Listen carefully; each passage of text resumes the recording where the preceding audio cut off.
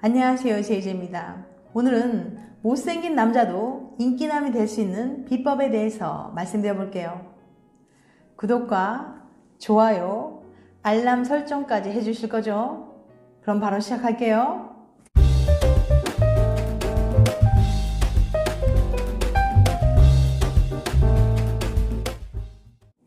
연애와 외모.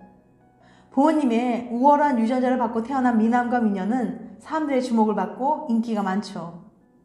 그래서 외모가 잘난 사람들은 연애를 할 확률이 높아요. 하지만 반드시 잘생기고 예쁜 사람만 인기가 있을까요? 물론 사람들의 호감을 얻는데 외모가 중요합니다. 그렇다고 예쁘고 잘생기기만 하면 다른 건 안 중요할까요? 그런데 외모마저도 단순히 그 사람이 얼마나 예쁘고 잘생겼는지로 결정되지 않는다는 사실 알고 계신가요? 이게 무슨 말이냐고요? 다음에 한 연구를 통해 무슨 의미인지 알려드릴게요. 외모 평가하기. 미국 뉴욕 주립대 인류학과의 케빈 니핀 교수는 한 사람의 외모 점수가 어떻게 결정되는지 궁금했어요. 그래서 니핀 교수는 재밌는 실험을 하나 계획했는데요. 먼저 니핀 교수는 남자 17명, 여자 25명으로 구성된 대학교 조정팀을 하나 섭외했어요. 그 다음 이들의 외모를 평가하기 위해서 한 명씩 사진을 찍었습니다. 니핀 교수는 이들의 사진을 서로 다른 두 그룹의 사람들에게 보여주면서 이들의 외모를 평가하도록 했습니다. 첫 번째 그룹은 이 조정팀을 모르는 외모 평가단이었어요. 니핀 교수가 보여준 사진을 통해서 조정팀 멤버들의 얼굴을 처음 본 사람들이죠. 두 번째 그룹은 바로 같은 조정팀 멤버들이었어요. 자기들끼리 서로 외모를 평가하게 한 거죠. 이들의 외모 평가에는 차이가 있었을까요? 객관적인 외모 평가의 차이. 두 그룹의 외모 평가 결과를 모아 분석하던 니핀 교수는 깜짝 놀랄 수밖에 없었어요. 똑같은 사람의 사진을 보고 외모 평가를 했는데도 두 그룹의 외모 평가 점수가 완전히 달랐거든요. 예를 들어서 남자 A는 첫 번째 그룹에서는 높은 점수를 받았지만 첫 번째 그룹은 외모 평가단이고 자기와 같은 조정팀 멤버로 구성된 두 번째 그룹에서는 낮은 점수를 받은 거죠. 반면에 남자 B는 같은 조정팀 멤버들에게는 높은 점수를 받았지만 모르는 사람들에게는 낮은 점수를 받은 겁니다. 객관적인 외모를 평가하는데 왜 이런 차이가 나타난 걸까요? 니핀 교수는 조정팀 멤버들을 만나서 외모 결과에 따라 심층적인 인터뷰를 해봤습니다. 그 결과 흥미로운 현상을 하나 발견할 수 있었어요. 여기 조정팀 멤버인 데니와 마크가 있습니다. 데니는 팀에서 가장 기량이 좋은 선수입니다. 체력도 좋지만 훈련도 열심히 해서 국가대표 후보까지 오를 정도였죠. 데니는 조정팀에서 만장일치로 가장 잘생긴 사람으로 뽑혔습니다. 반면 마크는 데니와는 정반대였어요. 마크는 기량이 뛰어난 편도 아니었을 뿐더러 평소 훈련에도 열심히 참여하지 않았어요.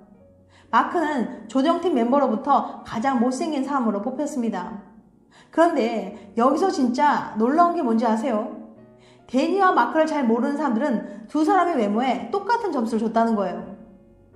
외모는 외모로 결정되지 않는다. 데니와 마크에게는 한 사람의 외모가 단순히 눈, 코, 입의 조합만으로 결정되는 게 아니라는 사실을 보여줍니다. 똑같은 얼굴이라도 그 사람의 성품, 능력, 나와의 관계 등 외모가 아닌 많은 요소들에 따라 다르게 보일 수 있다는 거죠. 실제로 니핀 교수 연구에 따르면 순수하게 얼굴의 생김새가 외모 점수에서 차지하는 비중은 남자의 경우는 30% 정도며 여자는 60%에 불과하다고 합니다. 그러니 얼굴이 못생겨서 인기가 없다는 말은 핑계라는 거 아시겠죠? 인기 있는 사람이 되기 위해서 단순히 외모를 가꾸기 위해 노력하기보다는 나만의 매력과 능력을 개발하는 게 훨씬 더 좋은 전략이 될 수 있는 거예요. 물론 소개팅이나 미팅처럼 그 사람이 정말 어떤 사람인지 알아볼 기회가 없이 짧은 기간에 결정이 나는 환경에서는 상대적으로 외모가 중요할 수 있어요. 하지만 대화를 나누면서 서로 알아가는 시간을 갖는다면 분명 승산은 있습니다. 나는 못생겨서 연애를 못한다고 생각하지 말고 삶을 성실하게 살아가고 자신만의 매력과 능력을 개발한다면 반드시 인기 있는 사람이 될 수 있을 거예요. 못생긴 남자가 잘생긴 남자를 이기는 유일한 방법. 조만간 썸녀에게 고백할 예정인 N군. 하지만 차일 것 같다는 생각에 시름시름 앓고 있어요. 안 그래도 외모에 자신이 없는데 썸녀 주변엔 잘생긴 남자들이 너무 많거든요. 이야기를 들은 조금 얄미운 친구는 야, 너같이 진짜 착하고 좋은 사람이면 좀 못생겨도 괜찮아. 분명 받아줄 거야 라고 했지만 기대가 생기지 않았는데 과연 N군은 외모를 극복하고 연애를 성공할 수 있을까요? 웨체스터 대학의 다니엘 교수는 사람들의 이타적인 심성이 매력도에 얼마나 큰 영향을 끼칠지 궁금했습니다. 이타적이라는 건 나를 조금 희생하더라도 남을 도울 수 있는 착한 심성으로 이기적의 반대말이죠. 교수는 실험을 위해서 200여 명의 여성들을 모집한 뒤 초미남의 남자와 못생긴 남자의 사진을 보여줬습니다. 이후 두 종류의 가상 데이트 시나리오를 들려줬죠. 우선 첫 번째 시나리오. 초미남과의 첫 만남은 땡땡땡 생략. 식사를 마침 초미남과 당신은 영화관으로 향하고 있었어요. 그때 골목에서 한 아이가 나타났습니다. 무언가 도움을 필요로 하는 것 같지만 초미남은 바쁜 걸음으로 그냥 지나쳤어요.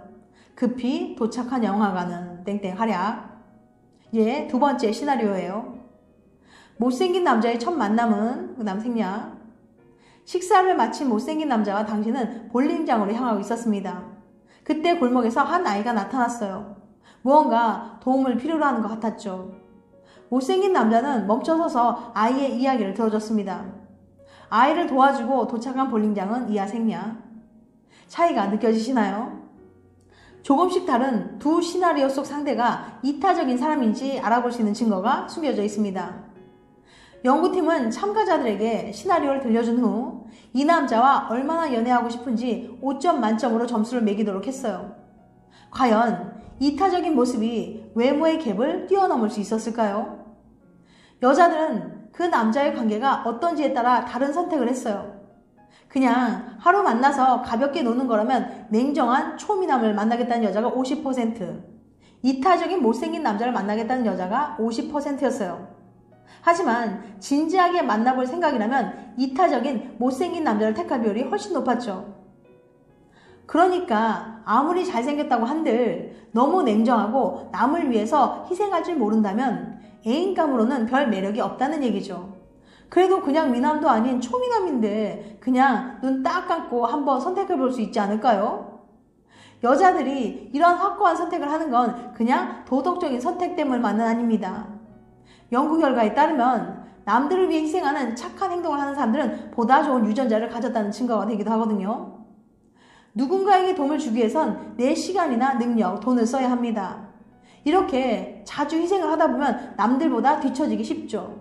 하지만 이렇게 희생하면서도 자기 생활을 잘 이끌어가는 모습은 곧 그 사람이 능력 있다는 사실을 의미합니다. 와, 본인 챙기기도 바쁜데 저 사람은 주위까지 둘러볼 수 있는 여유가 있는 사람이구나 라고 생각하게 되는 거죠. 실제로 이타적인 사람들은 여러 방면에서 좋은 애인이자 배우자, 좋은 부모가 될 확률이 훨씬 높다고 합니다. 흔히 여자들에게 인기 있다고 하는 나쁜 남자. 그래서 괜히 나쁜 남자 흉내 내시는 분들도 많이 있을 텐데요. 사실 이 나쁜 남자란 당신이 생각하는 그 나쁜 남자가 아니에요. 겉으로는 좀 틱틱거리는 것 같지만 알고 보면 진짜 속마음은 따뜻하고 착한 그런 나쁜 줄 알았지만 진짜 착한 반전 매력을 가진 남자죠. 지금까지 못생긴 남자도 인기남이 될 수 있는 비법에 대해서 말씀드렸어요. 다음엔 더 재밌고 유익한 영상을 찾아뵐게요. 끝까지 시청해주셔서 감사합니다. 다음에 또 봬요. 안녕.